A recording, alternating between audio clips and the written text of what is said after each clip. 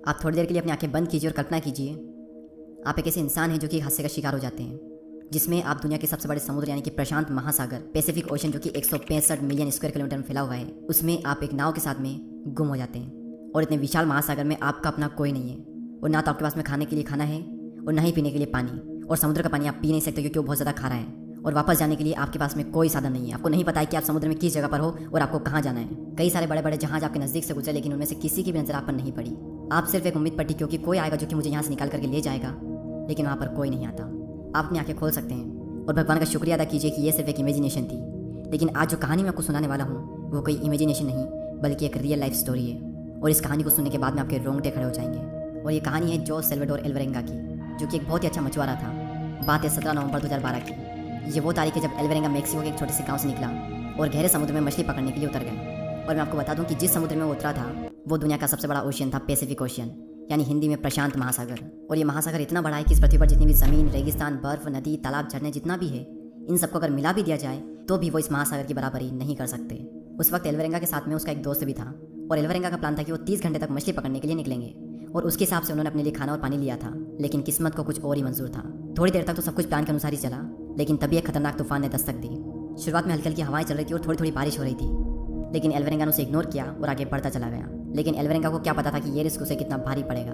जब हवाओं की रफ्तार बढ़ी तो एल्वरेंगा समझ चुका था कि एक बहुत ही खतरनाक तूफान यहाँ आने वाला है। एल्वरेंगा ने नाव घुमाई और फिर से उसी दिशा में चल दिया जहाँ से वो आया था, लेकिन तब तक बहुत देर हो चुकी थी और वो दोनों तूफान का शिकार हो गए। एल्वरेंगा ने पूरी स्पीड में नाव को भगाया और जैसे तैसे तूफान से लड़ करके अपनी मंजिल पर पहुंचने वाले थे, और तभी उनकी नाव का फ्यूल खत्म हो गया। और एक और बुरी बात कि उनके पास में नाव को चलाने के लिए कोई चक्कू नहीं थे, और समुद्री लहरों ने उनकी दिशा मोड़ दी और उन्हें विपरीत दिशा में फिर से धकेल दिया। उनके पास कोई चारा नहीं था, बस एक आखिरी उम्मीद उनके पास थी, जो कि था उनका रेडियो, जिसे वो कॉन्टेक्ट कर सकते थे टीम से। लेकिन सामने से कोई रिस्पॉन्स आए उसका वेट करते करते उनके रेडियो की बैटरी खत्म हो जाती है, और इसी के साथ उनकी आखिरी उम्मीद भी। उन्हें अब नहीं पता कि उनकी मंजिल अब किस दिशा में है, और अब वो अपनी मंजिल से 400 किलोमीटर दूर आ चुके हैं। समुद्र इतना बड़ा, उनकी नाव इतनी छोटी कि रेस्क्यू टीम भी उन्हें ठीक से नहीं ढूंढ पाई।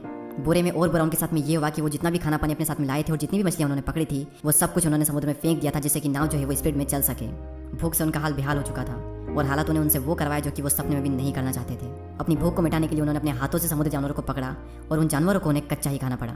और अपनी प्यास बुझाने के लिए बारिश का पानी पीते थे, लेकिन जब बारिश का नामो निशान दूर दूर तक नहीं होता था, तब आप मानेंगे नहीं, उन्होंने जानवरों का खून और अपना पेशाब पिया। मेंटली उन पर कितना टॉर्चर हो रहा था हम सबके लिए ये इमेजिन करना भी मुश्किल है। और जैसे तैसे उन्होंने 4 महीने गुजारे, लेकिन एल्वरेंगा का जो साथी था वो इस टॉर्चर को बर्दाश्त नहीं कर सका और उसकी मौत हो गई। अब एल्वरेंगा अकेला पड़ गया, उसके साथ में बात करने के लिए कोई नहीं था। वो अकेला ही संघर्ष कर रहा था। एक एक दिन काटना उसके लिए मुश्किल हो रहा था, करने के लिए कोई काम नहीं था। एक जगह बैठे बैठे बॉडी खराब हो रही थी। रात में वो तारों को देखता रहता और सोचता काश यहाँ पर कोई आए और मुझे यहाँ से निकाल करके ले जाए, लेकिन वहाँ पर कोई नहीं आया। 6 महीने गुजर गए थे और अब एल्वरेंगा पैसिफिक ओशन, जो कि दुनिया का सबसे बड़ा महासागर है, उसके बीचों बीच जाकर पहुँच गया। उसे नहीं पता था कि वो कहाँ पर है और उसके साथ में कब क्या होगा, और वो भी अपनी जीने की उम्मीद लगभग खो चुका था। लेकिन एक दिन उसे एक बड़ी शिप दिखाई दी, लेकिन छोटी नाव और फायर गन ना होने की वजह से वो शिप वाले उस नाव को नहीं देख पाए। एल्वरेंगा ने खूब आवाज़ें दी, खूब हाथ दिखाया, लेकिन किसी की नज़र उस पर नहीं पड़ी, और 6 महीनों बाद मिली एक उम्मीद भी फिर से मर गई। एल्वरेंगा के सर से ऊपर से भी कई सारे हवाई जहाज गुजरे, लेकिन उन्हें सिग्नल देने के लिए एल्वरेंगा के पास में कुछ नहीं था। अब एल्वरेंगा अपने गाँव से 10,000 किलोमीटर की दूरी पर था। उसने पूरी तरह से खुद को भगवान के भरोसे छोड़ दिया। टाइम के साथ में उसके पास से कई सारे जहाज गुजरे, समय के साथ में उसने कई सारे जहाजों की चहलकदमी महसूस की, लेकिन उसकी मदद के लिए कोई आगे नहीं आया। एल्वरेंगा मरा तो नहीं था, लेकिन उसकी हालत जो थी वो किसी मरे हुए इंसान से कम नहीं थी।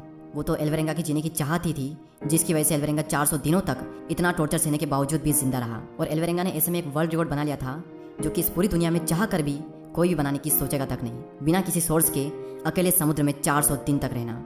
और फाइनली 438 दिन बाद, यानी 30 जनवरी 2014 को उसने पहली बार एक आइलैंड देखा। और जैसे ही उसकी नज़र उस आइलैंड पर पहुंची, मानो मुर्दे में एक जान आ गई हो। वो आइलैंड उससे 10 या 15 किलोमीटर की दूरी पर था। उसने अपनी पूरी जान लगा दी और नाव को उस आइलैंड तक ले गया।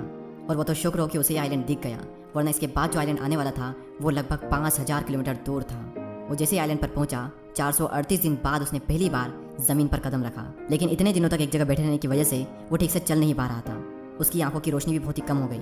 उसने आइलैंड पर कदम रखे और रेंग कर थोड़ा आगे बढ़ गया, क्योंकि उसे उस समुद्र से मानो नफरत सी हो गई थी, और वो वहाँ पर बेहोश हो गया। और जब उसे होश आया तो उसने अपने पास में आइलैंड के लोकल गार्ड को पाया। गार्ड ने तुरंत ही टीम से कॉन्टेक्ट किया और उन्हें एल्वरेंगा के बारे में बताया। एल्वरेंगा को अपने देश वापस भेज दिया गया। एल्वरेंगा जब वापस अपने परिवार के पास में पहुंचा तो सभी की आंखें खुली की खुली रह गई, क्योंकि सब ये मान चुके थे कि एल्वरेंगा अब इस दुनिया में नहीं रहा। और सबसे ज़्यादा खुशी एल्वरेंगा के माता पिता और 14 साल की उसकी एक बच्ची जिसका नाम फातिमा था उसको हुई। तो ये थी एक ऐसे इंसान की कहानी जो कि 400 से भी ज़्यादा दिनों तक एक समुद्र में अपनी हिम्मत के दम पर रहा। क्या सीखने को मिलता है इस कहानी से कि एक इंसान क्या कुछ नहीं कर सकता। कुछ भी ना होने के बावजूद भी उसने 400 दिन गुजार लिए, और वो भी ऐसे में जब उसके पास में कुछ नहीं था, ना खाना ना पानी, ना ही ठंड गर्मी से बचने के लिए कोई साधन नहीं था। क्योंकि जब इंसान के अंदर चाहत होती है ना कुछ करने की, तब हालात चाहे कितने भी बुरे क्यों ना हो, वो इंसान को नहीं हरा सकते। हालात हमसे कैसे भी काम करवा ले, हम कर जाएंगे। और इतना बुरा तो आपके साथ में नहीं होगा ना जितना बुरा एल्वेरेंगा के साथ में हुआ। उसके साथ में हर बुरी चीज़ हुई सिवाय एक बुरी चीज़ की कि वो मरा नहीं। उसके अलावा उसके साथ में हर बुरी चीज़ हुई। इतना टॉर्चर सहा उसने 438 दिनों तक। तो हालात चाहे कैसे भी क्यों ना हो, एक बार इस कहानी को याद कर लेना, और तब पता चल जाएगा कि तुम्हारे हालात कितने गुना अच्छे हैं। तुम सिर्फ अपनी ही वजह से रुके हुए हो।